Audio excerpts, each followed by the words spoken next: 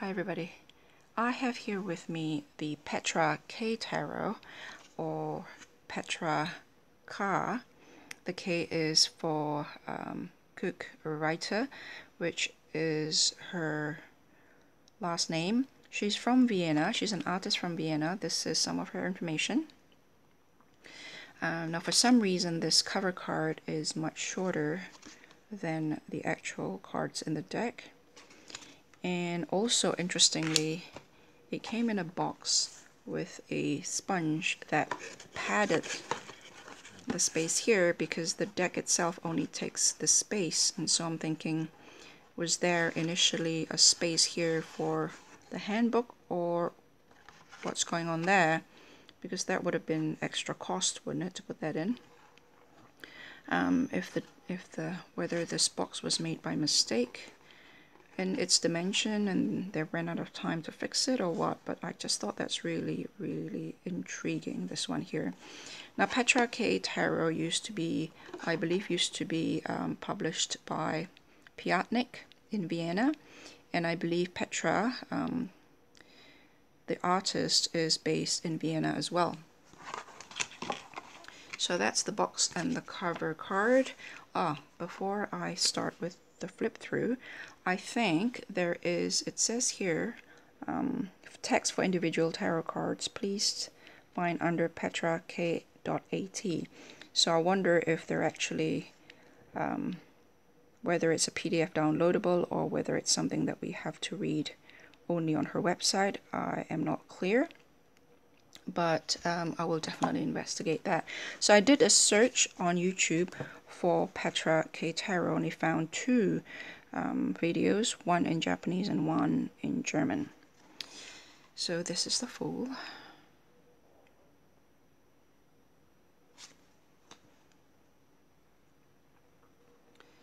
This is the Light Magician, which I thought was interesting. There's a Light Magician and then there's the Dark Magician.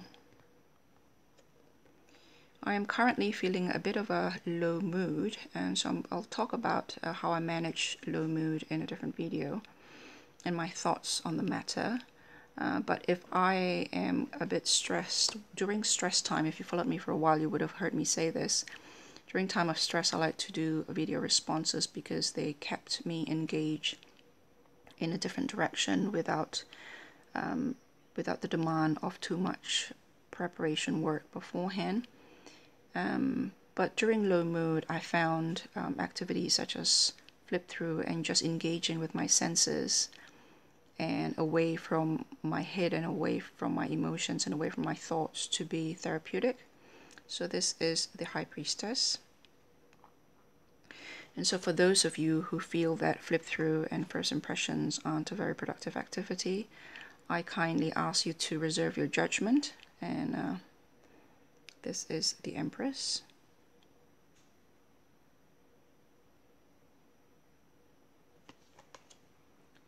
This is the Emperor. So both of them have chairs there.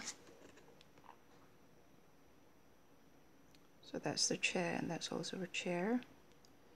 I have not worked with this deck, and as I've mentioned before, this year I'm not going to put too much pressure on myself, more than I already have, in trying to do reviews, because doing reviews requires that I make a commitment to myself about which deck to work with and when I need to come back with a review, and that have proven to be quite adding to my stress more than anything, even though most of you have been kind enough not to expect anything from me. So this is the Ace of Discs. So for some reason it goes to the minor, and I think the major, that's 7 of Discs. So that's the major here, the Hierophant, the Lovers, the Wagon, Balance, the Hermit. Let me just separate them for now. Fortune, Desire. And so I'll put that aside here, and then it's 8, 9, 10, Discs, Queen of Swords, Princess of Swords, and then the Hanged One, Death, Art, Devil, Tower, Star, Moon, and then Ace of Swords. So that's interesting the way it's stacked together. The majors are interspersed among the minors, the universe, and so, and then we go to Cups, Wands. I think that's all the majors. Cups, Wands. Okay, I don't think they're completely in order. Cups again, and then discs again. Yeah, so that's all right. I'm not going to put them in order. I'm just going to leave them as they are. So let us finish with the majors because we're on a flow. Where were we? So we were on the Fool and on the Fool and the Emperor. So that's number 4. Let's have a look at number 5. The Hierophant. Lovers. Apparently this is created so that anybody who is working with whatever system can use this. So there is a sense of Crowley's in this. There's a sense of Waite's tarot in this as well. This is the Wagon. I can't recognize that constellation. There's a horse and is there a hawk or an eagle? I'm sure I'm missing a whole astrological significance there. And then there's the Balance is Justice. Sword. There is the thingamajig there, the scale here, third eye over there. This reminds me of the aesthetic of Tarot of the Spirit as well, which I don't have. That's the Hermit. Hibernating like with inside an egg. There's a Buddha position there, which is interesting. There's all this. It's very friendly to, I am assuming, I don't work with chakra, but I can see if you work with chakra and aura, it's probably quite friendly to that as well. This is Fortune. So not Wheel of Fortune, but Fortune. And instead of this round and round, it has this path going forward, which is interesting. And there is this door with an arc over the top of it, like so, which is echoed out here. So it's like going in and in and in further. It's almost as if as you go in there and you reach the end, you're kind of back where you started almost, or you're back at the beginning. So in that sense, it is a round and round, but in a sort of more of a, that's quite interesting. And you see that yellow here? It echoes the yellow here. There is arrow going that way. Oh, my hand feels so dry.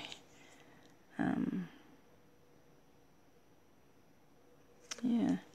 So this is Desire or Lust, and it's number 11.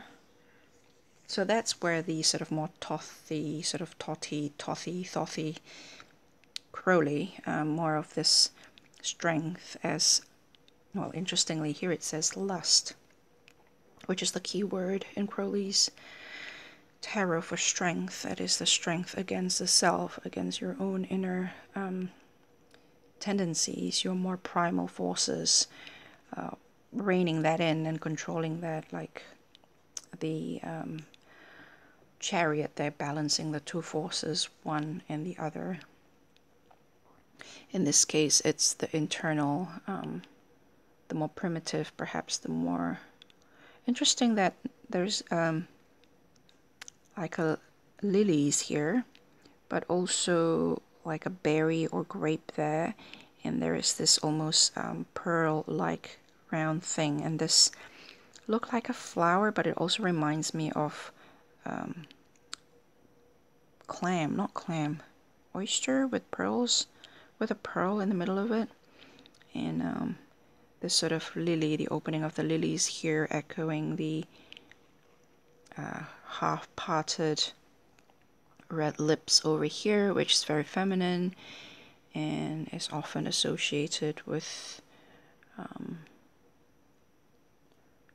the more primal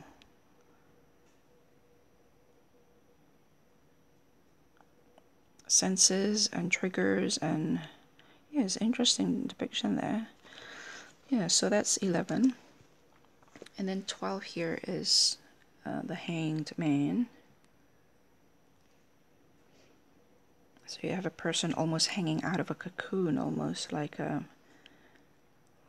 almost like the birth of a butterfly, when the baby butterfly, whatever you call them, start crawling out of that cocoon and into, he almost looks as if he's plunging into this body of water with some pink flowers floating on over the top of it, on the top of the surface there. And this looks like those multi-layered terraces of water trickling down. It's very meditative for sure, especially with the colors. This is death, so butterfly, but also it looks like very much look like flower as well. And of course the scorpion here. And this is almost like a spiral of light. There's lots of purples and lots of magenta and turquoise and green and yellow. Fascinating. Art, which 14, temperance. So the keywords are very, very Crowley. It's like a hummingbird, lilies. It's almost like there's rainbows here. Purple, blue, orange, square, round, sphere, blue sphere, and this inverted pyramid with not quite sure, green around the eyes, blue over this eyes, and sort of orangey, fiery color around that eyes, and then the opposite's true for the cheek.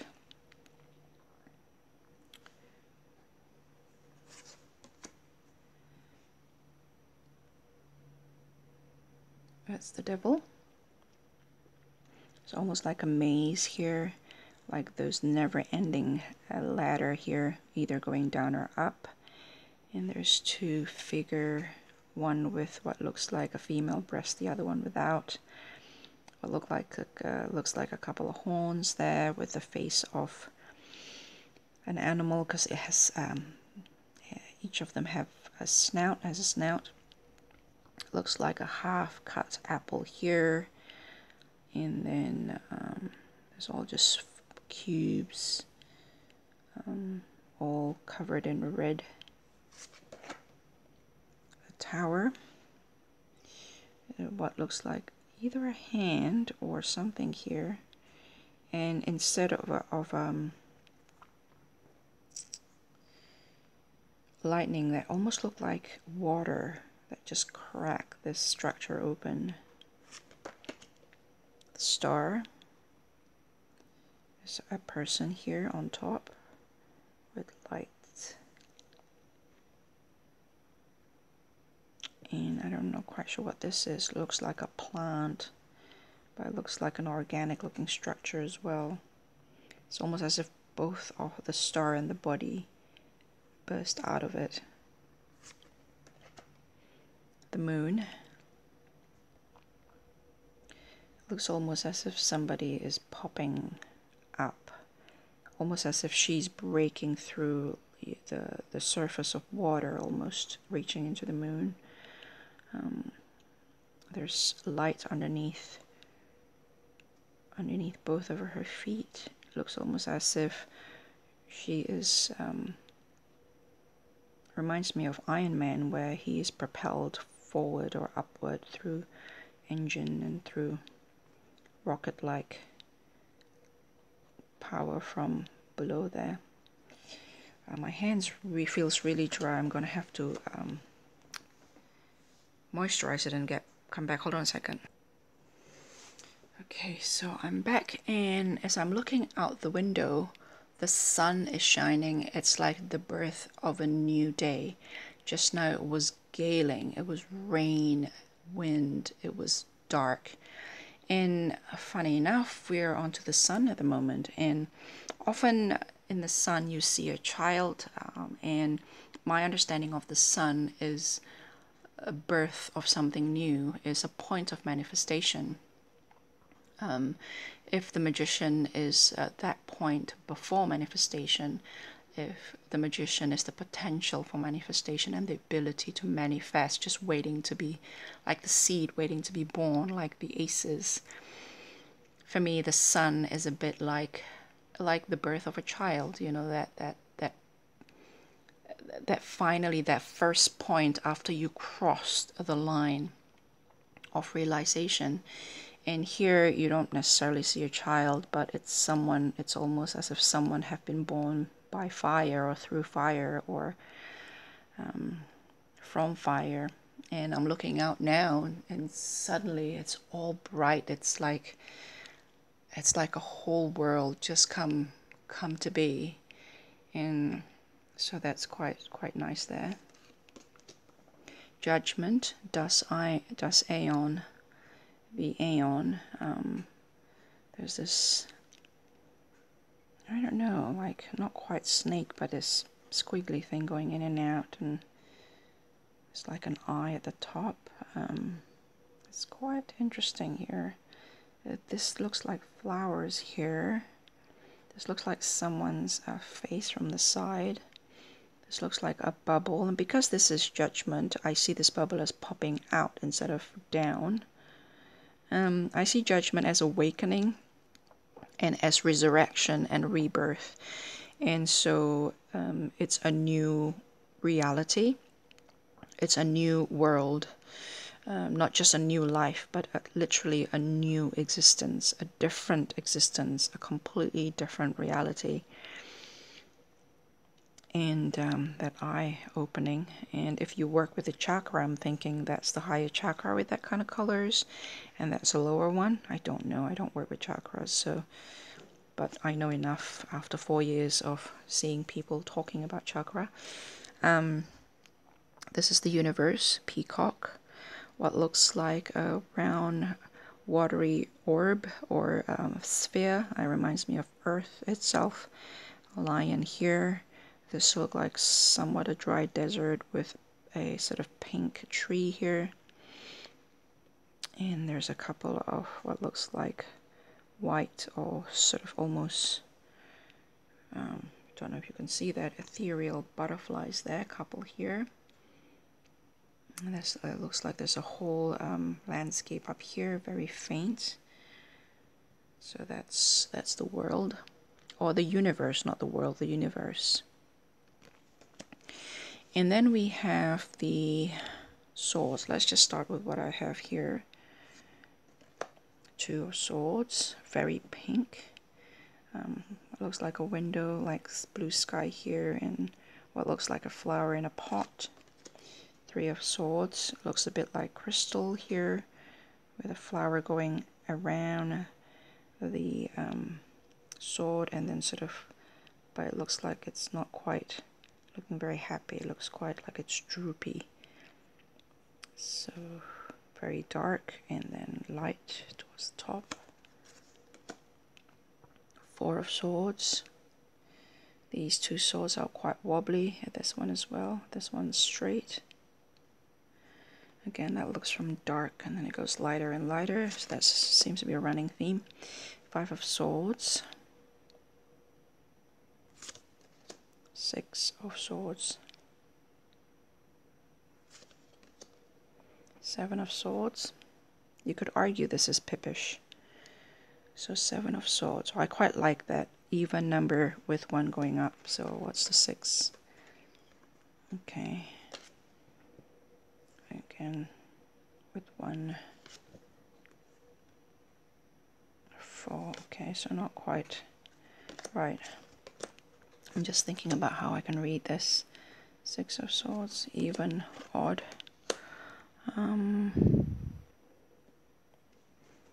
So let's have a look if there's any swords. So I suppose we don't have to do this in order, but it's nice to have them all in order so that we could spot potentially if there's a pattern, we can spot it. So let's, okay, there's the sword here. Sword's there, right. So,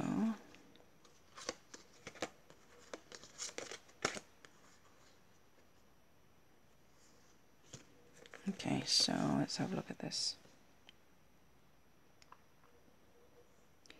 8 of Swords. Okay, so that's, that'll be interesting. I'm not quite sure how to read this because of the structure of the pips is as such that I can't quite read it the way I usually read it. 9 of Swords.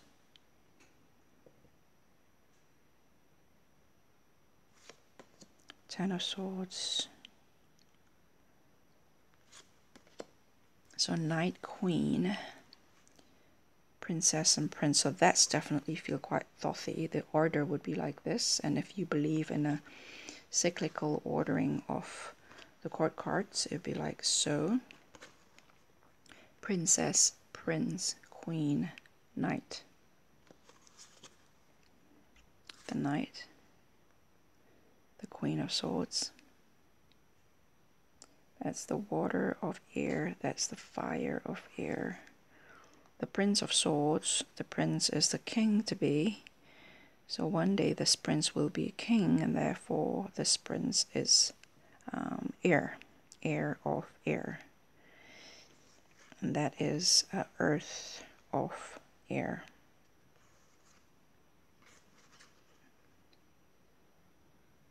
Yeah, I'm not quite sure how I would do the minors just yet. So let's take a look at the discs, because we've seen the Ace of Discs just now, interspersed amongst the major. Looks like a donut. 2 of discs. 1, 2, 3 of discs. 1, 2, 3. Looks like growth, flower. Has feet, but it'll also look like a big tree trunk. 4 of discs. So they're usually quite, I don't know, in Thoth it's structured like very stiff, very stable, but very stagnant, very stiff. Here it feels like it's moving, like it's channeling, like it's growing. So yeah, I don't know what to make of those yet. 5 of discs. 1, 2, 3, 4, 5. Looks like it's grinding and it's producing something, transforming something that is not usable to something that's usable. How does that have anything to do with how I usually read 5 of discs? I don't know. 6 of discs. Again, it's like moving from the higher chakra to the lower. If those are indeed chakra related, or perhaps not. It's still going from higher to lower. So from the position of, if you want to pull Waite's take on things, it's, if you think about the earth, water from the earth, the process of, what do you call it, when it's really, really hot. They all go up into the air, and when it's heavy in the clouds and the weathers change, the temperatures change, the water becomes heavy and they drop back down to earth in the form of rain. This is what I'm thinking for some reason when I see this. 7 of discs. It looks a little chaotic except for this one here.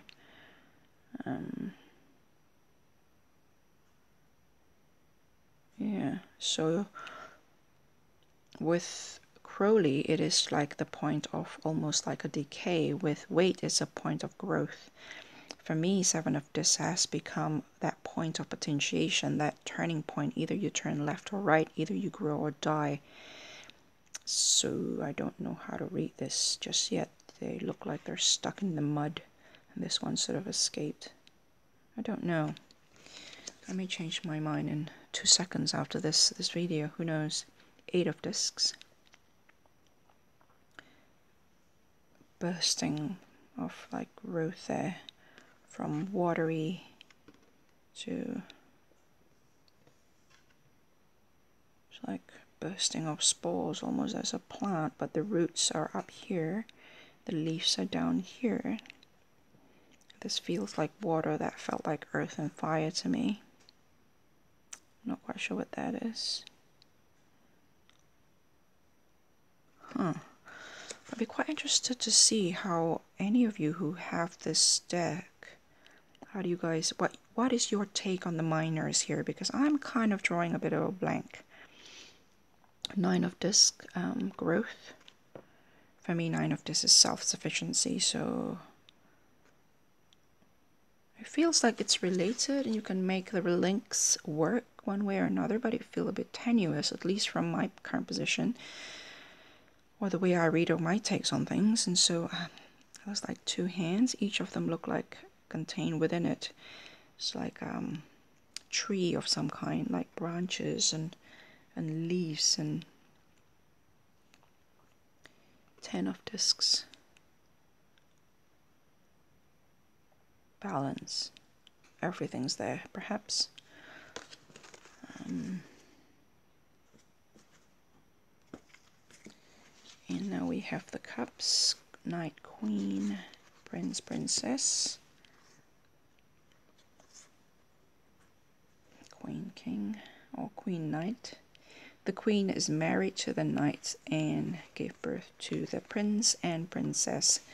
The prince is going to be king and the princess is going to marry a king. Unfortunately, in this more archaic, the court cards, I have some thoughts about them and I'll share with you my thoughts on them some other time. But here you have what looks like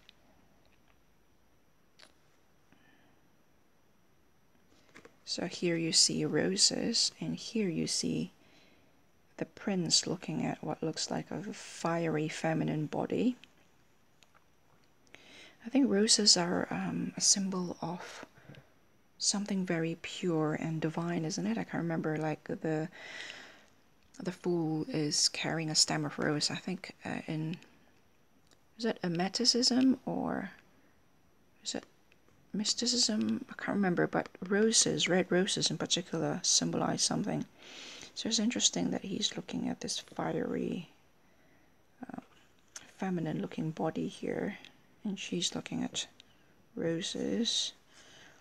And this is the Queen of Cups. Lots of blue flowers here, grapes. That reminds me of iris or orchid, fish, roots, flowers, bird, a bird. Not Taurus, bull with a horn, with horns, ox, whatever. And she's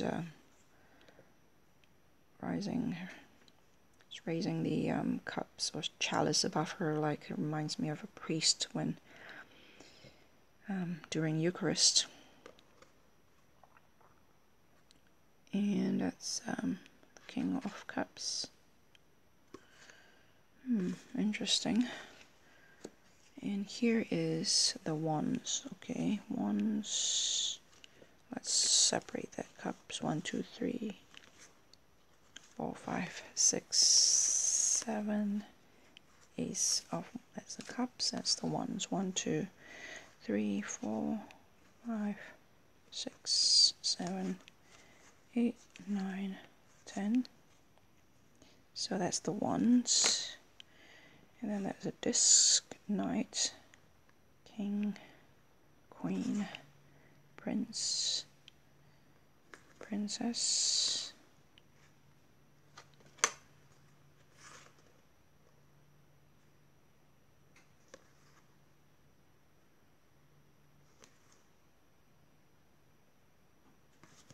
so that's the disc, the swords, wands, cups,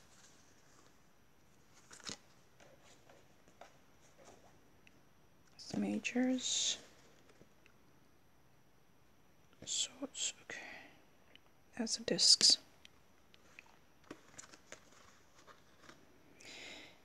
Yeah, I don't have much to say about that, and I don't have any thoughts about them at all at the moment.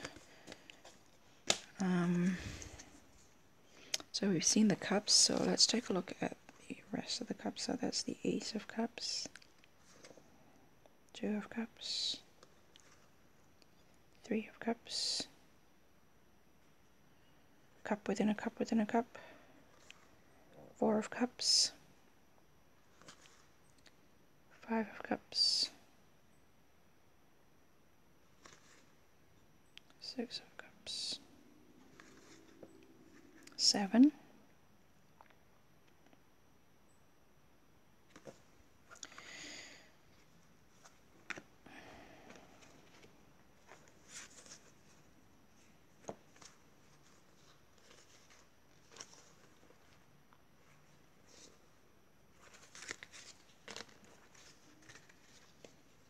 Eight of Cups. Everything's fallen except for this one here. 9,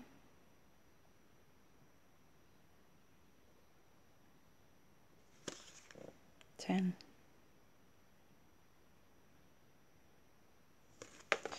Any thoughts about the cups, feel free to put down below, because I am kind of drawing a blank.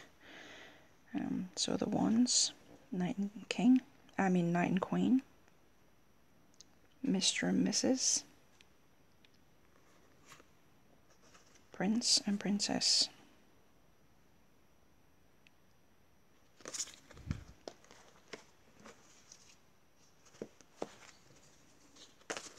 Ace,